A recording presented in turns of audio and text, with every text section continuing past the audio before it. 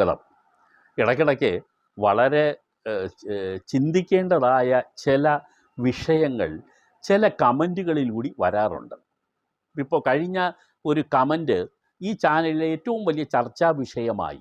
ക്ഷേമ pension വാങ്ങുന്നവർക്ക് air condition വെക്കാമോ എന്നുള്ള ഒരു സബ്സ്ക്രൈബറുടെ ചോദ്യത്തിന് അതിനെ സംബന്ധിച്ച് ചെയ്ത എപ്പിസോഡിന് വലിയ ഒരു സ്വീകാര്യത ഉണ്ടായി.